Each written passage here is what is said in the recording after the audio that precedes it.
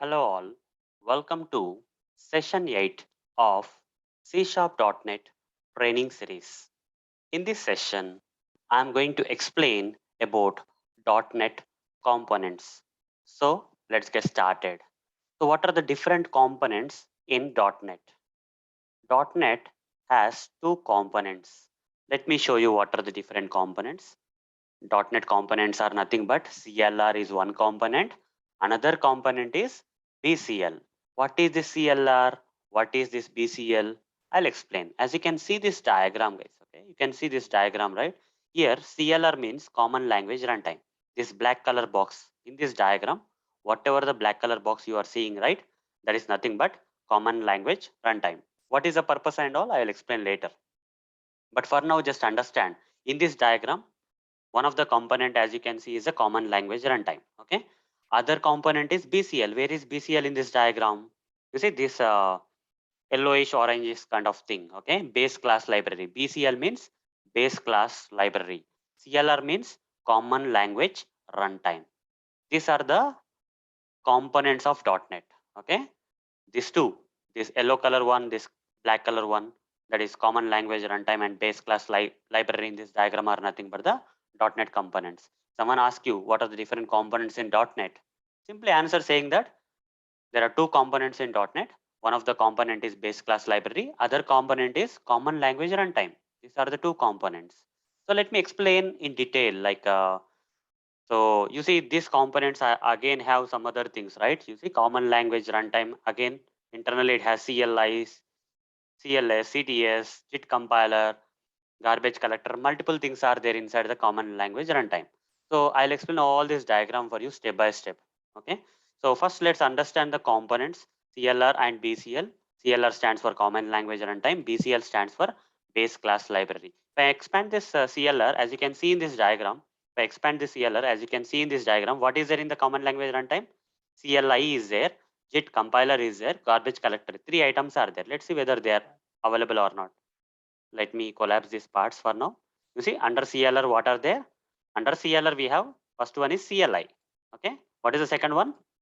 JIT compiler. What is the third one? Garbage collector. Three items are there. So under CLI what are there? What CLI consists of? You can see this box here, CLI box. It consists of CLS and CTS. What is the CLI? What is the CLS? What is the CTS? Everything I'll explain, guys. Okay. For now, just understand the components and its subcomponents. Okay. So CLR has three subcomponents, that is CLI, garbage collector, JIT compiler, while one of the subcomponent of CLR, that is CLI, again it has a subcomponent, that is CLS and CTS. You'll understand each and everything in some time. Then coming to the garbage collector and coming to the JIT compiler, here only one thing is mentioned, but if I expand this, there are three JIT compilers. You see normal jitter, ecno jitter and pre-jitter are there. Okay, JIT compiler here I didn't mention in the diagram, but JIT compiler is of three types. Okay, normal jitter, ecno jitter and pre-jitter. Three things are there in this JIT compiler. And CLI has two things, CLS and CTS. And other thing is garbage collector. So all this together is called as CLR, that is common language runtime. So by looking at the diagram, you should be able to understand now. And the other thing is BCL, guys, base class library. Only one thing is there, I cannot expand further. So let me explain why the .NET components are CLR, BCL, and what is the purpose and what happens actually. From this diagram, you can easily understand. So I'll collapse this part for a while and I'll go to the detailed version of this .NET components. You see here also there are two things, right? Detailed view also has the two things, right? Just to explain in detail this diagram, to explain in detail, I just replaced this .NET components with more detailed explanation here. One of the component is common language runtime, as we already seen. Other component is base class library. And coming to the common language runtime, a lot of stuff right inside that.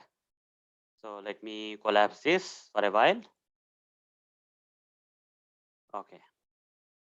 CLR has CLR means common language runtime. First of all, what is CLR? It is a common language runtime. So what does it do and all those stuff I'll explain. So just for a while, guys, before we go to CLR, just look at this diagram for a while. You see, as I already mentioned in the previous sessions of the .NET, I mentioned that .NET is a platform. Okay, So .NET is a platform which supports multiple programming languages. .NET supports multiple programming languages. On this .NET platform, you can build applications with the help of multiple programming languages. One of the programming languages that is which is popular, most of the people use this programming language for building applications on .NET is C Sharp.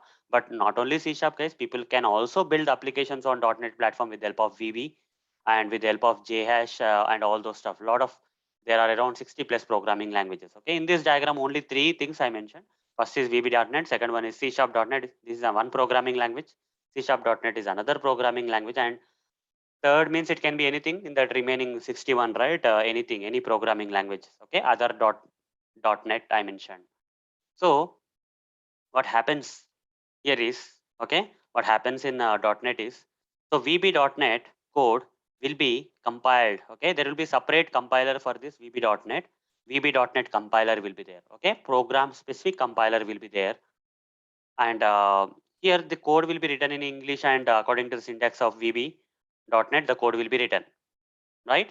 That code will be converted to the common intermediate language. Okay, a common language. It will be converted to a common language with the help of the that particular language specific compiler. Okay, you see, if you are writing your code for building the applications on .NET platform, then the compiler that is specific to VB.NET will convert this code written in VB.NET to a common intermediary language, okay, known as MSIL, Microsoft Intermediary Language. What is MSIL? Microsoft Intermediate Language. A common language it will be converted, because there are 60 plus programming languages. Okay, there are 60 plus programming languages which you can use for building the applications on .NET. So each and every language will have its own syntax and rules. So what we are doing here is, what happens in .NET is, so the compiler specific to that programming language will convert that first into the, this is a process of running, guys. When you run the code, okay, when you run this VB.NET code, what happens, how the code will run before the code gets run, the compiler of that VB.NET or the compiler of the C Sharp.NET or the language compiler of any other language will first convert this programming code into a common intermediary understandable language known as MSIL, Microsoft Intermediate Language. Okay, that's the first step. No matter in which programming language you have written the code, that language will be converted to a common language that anyone can understand. Okay, so that common intermediate language MSIL, okay, need to be run by, who will run this common language? CLR will run. Okay, who will run this common intermediate language? So CLR will run. What is CLR? Common language runtime. Okay, so using this common language runtime, the common intermediate language code will be run. So when the code runs, we'll get the output, right? So that's what will happen. So common language runtime is that one. Okay, CLR means common language runtime, which will run this intermediate language code. But how to get this intermediate language code? So the compilers of specific programming language will convert that into the intermediate language code, and that code can be run by the common language runtime. That's how the programs, okay, that's how the programs will run on the .NET platform. Okay, this is what happens internally. So common language runtime. So how the common language runtime is able to run this intermediate language? So there is a process, step by step process. I'll explain. By looking at the diagram, I'll explain this. Okay, it will be more easy for you. So common language runtime has a, will run. It is a runtime execution engine, guys. Okay, it will run the code. Whatever the code that is written in this first will be converted to the intermediate language, and that will be run by the common language runtime. Okay, execute the code written in any .NET programming language. After the .NET programming language is converted into the common intermediate language, that intermediate language will be run by the runtime execution engine of this common language runtime. Okay, that's what will happen. So how the execution will happen? How this common language runtime will be able to run this intermediate language is, first the code. Okay, this common intermediate language, that is MSIL. Okay, common CIL. You can say CIL or MSIL. Anything is same, guys. Both are same. This common intermediate language will be converted into the bytecode. Okay, this common intermediate language will be converted by the common language runtime to which code? Bytecode. It has to be converted to which code? Bytecode. How? Just see this explanation. So source code converted to, first source code is converted to the MSIL, right? the code written in VB.NET is converted to the MSL. That is the first step. By the individual respective compilers of this programming languages, it will be converted to the common intermediate language. By language compilers, it will be done. What is the next step? This MSIL, that is common intermediate language, CL or MSL, whatever you call, okay, who will take this CL or MSIL JIT compiler of the common language runtime? You see, under common language runtime we have JIT compiler, right? This JIT compiler will compile this MSIL to bytecode. It will compile this MSIL to which code? Bytecode. What is bytecode? 0110, like that code will be there, right? That is what is bytecode. So who can understand the bytecode? 10 machines will understand, okay? In whatever the machine, okay, in whatever the system you are running, right, that particular processor of that particular system will understand the bytecode. Okay, to run any program, the program code has to be converted from the actual programming syntax into the bytecode actually. But what is the process? First, it has to be converted to the common intermediate language MSIL with the help of the language specific compiler. After that got converted to the MSIL or common intermediate language. Okay, again JIT compiler will compile that and convert this common intermediate language to the bytecode which contains ones and zeros. Okay, so MSLR converted to the native code. You can call that as native code or byte code, machine code. Everything is same, guys. Okay, byte code is same as native code. Another name for byte code is native code or machine code. Okay, that machine can understand. So native means it's native to the machine. Okay, why we call the byte code as a native code? Whatever the machine will understand, that is called as a native to the machine, right? So native code or machine code. Machine can understand machine code. You can call it has three different names anyhow. So who will convert this common intermediate language to the bytecode? JIT compiler of the common language runtime. Okay. Now, after the code has been converted from the common intermediate language type to the bytecode, then the respective machine processor will run the code. Okay. The bytecode or native code or machine code will be run by the that particular machine where it got converted. Okay. The machine processors will be there, right? The processors of the machine will be able to processors of the machines will be able to run the code. Okay. So directly machines will not be able to run the code. The code has to be first converted to the common intermediate language, and from there it has to be converted to the bytecode in case of .NET. Okay. So in then only the code can be run by the processors of the respective machines. So here one of the use of what is the use of the common language runtime? One of the use is to run the programs. Okay, how the programs are run? I just now explained the process, right? How the code will run and compile everything I explained. Now common language runtime handles exceptions. Okay, not only will run the code but also during the while running the code some errors will come. Okay, on running the code some errors may come. Such kind of errors can be handled by this common language runtime. So what is this handling exceptions? I'll explain more in the coming sessions, guys. Okay, this is not the right time for me to explain what is mean by handling of the exceptions, why we have to handle. That is out of topic for this session. So in the upcoming sessions, okay, after a long time in the sessions, I'll be taking lot of, I'll be recording lot of sessions after this session, and one of the sessions which comes after a long time, I'll be explaining you how to handle the exceptions. At that time you'll understand. Till then, don't worry about this thing. Okay, and many other things common language runtime will do. So common language runtime will do a lot of stuff. Okay, and this common language runtime has one more thing, guys. It has a garbage collector. Okay, you see there is one more thing, right? Apart JIT compiler is doing what? JIT compiler is converting the intermediate language to the bytecode so that the machine can understand and run the code. That's what is a JIT compiler. As I told you already, JIT compiler there are three types. Okay, common language runtime uses three things, three JIT compilers. What are they? Normal jitter, ecno jitter, pre jitter. Okay, normal, ecno, and pre jitter are the three types. And only the purpose of this jitter compiler jitters are nothing but convert the based on the common language. Each and every jitter compiler type will convert the common intermediate language to the bytecode. That's what is the purpose of the JIT compiler. Now, JIT compiler is done. Next one is garbage collector. What is garbage collector? Here guys, when you write the code, right, some code will keep on wasting a lot of memory. Okay, a lot of memory will be wasted, and that memory after the use is done also the memory is getting wasted, guys. Okay, after the program intention is done also in the memory still the program is consuming the memory. Okay, after the program execution is done also the program is actually consuming the memory. So after the need of the program is done, after the execution of the program is done, there is no need to waste the memory, right? So garbage collector will generally, okay, garbage collector will generally do what? garbage collector will automatically kill that memory. Okay, kill that memory which is unnecessarily utilized. Even though the program execution is done also, after the execution of the program is done also, still the memory is getting wasted or consumed. So in that case, garbage collector works as a kind of thing, automated process where it keeps on cleaning the stuff that is not required. Okay. So from the memory, whatever that is not required at that point of time, it will be cleaning. So more about the garbage collector also I'll explain when the time comes. So for now, just understand at a high level, guys. Okay, the code can be run with the common language runtime. The unnecessary memory wastage also will be cleaned by the garbage collector of the common language runtime has this garbage collector. Okay, all this JIT compiler, garbage collector, everything will belong to the common language runtime, as you can see in this diagram. Okay, so and the last two things are CLI, right? CLI means what? As I mentioned here, CLI means common language interface. Okay, common language interface.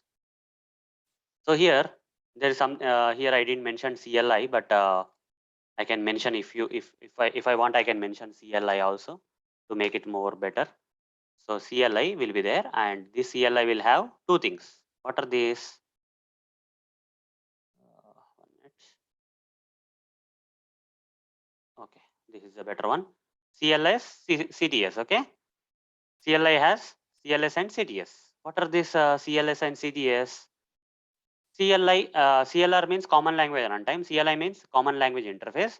And CLS, in common language interface, we have two things, CLS and CTS. CLS means common language specification. Okay. CTS means common type system.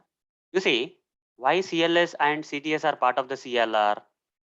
You have to understand. Okay. Why CLS and CTS are part of the CLR? You have to understand. So CLS means common language specification. This common language specification, uh, actually what it contains is, you see, every programming language has its own syntax, right? VB.NET has its own syntax and rules. C#.NET has its own syntax and rules. Other programming language .NET also has different syntax and rules. Okay, so all these languages are converted to the common intermediate language, right? Which common language runtime can understand and convert that into the bytecode, right?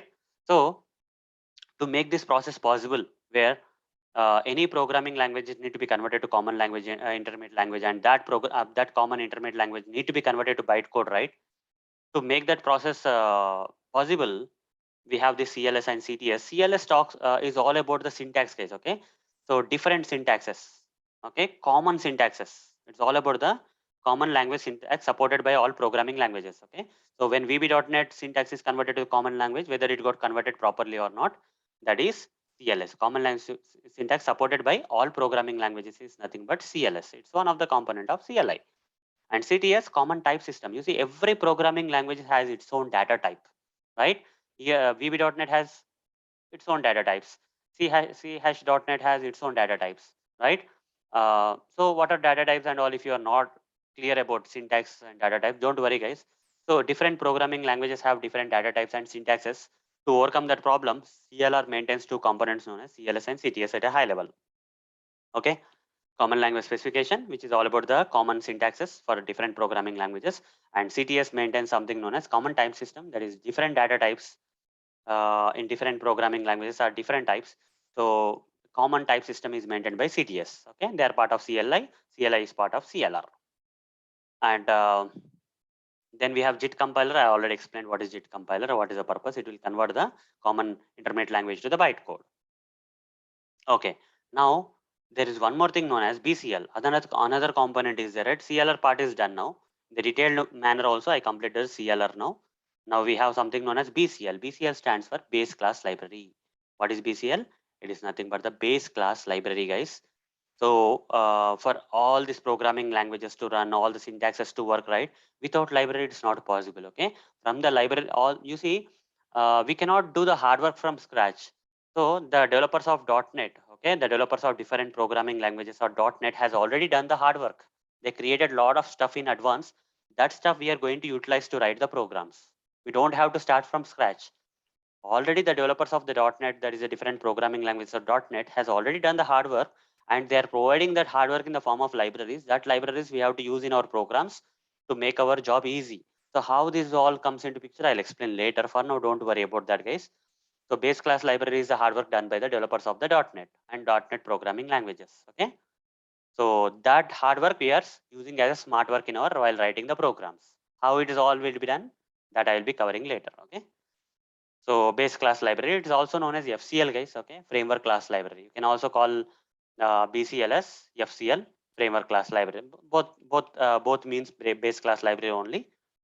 So without the base class library, nothing will work. Okay, you cannot write the programming in VB.NET without base class library, because of this hard work done by the developers only, you are able to write in VB.NET syntax and all those stuff. Okay, because of the hard work done by the base developers of this C sharp, they are providing some library. Using that library only you are writing this code, guys. Okay, so for all the programming language supported by .NET, a base class libraries, they're not only the programming but also the .NET platform also to support that.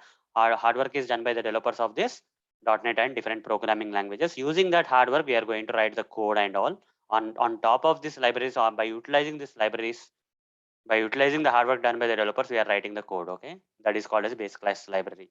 These are the main two components of main two components of .NET, guys. Okay, so two components of .NET are nothing but, what are the two components of .NET? One is CLR, other one is BCL. Okay, BCL is also known as FCL, framework class library. Okay, so hope, guys, you got an idea now what is what are the different .NET components. There are mainly two .NET components: common language runtime and base class library. And I have explained in detail, guys. If you have not understood this in detail, don't worry, guys. After a few sessions, you can come back and go through the same session again. Okay, few portions of this particular topic, if you have not understood, don't worry. After few sessions are done, then it will be clear for you what I mean by base class library, what I mean by this programming languages, how they are converted to bytecode. You will get clarity after some time, guys. Okay, after few sessions or after a good number of sessions, you will get a clarity. Then you can revisit this session again, and then you can understand this explanation in a more better way. Okay, so try to understand whatever you can understand in this session. If you have not understood, try to go till the end of the sessions and come back to the session 8 once you are done with all the sessions. Then you will understand this for sure. Okay, so with this note, guys, we are done with this session. In the next session, I'll explain more about the .NET and any other concept left out with the .NET understanding. Till then, see you. Bye bye.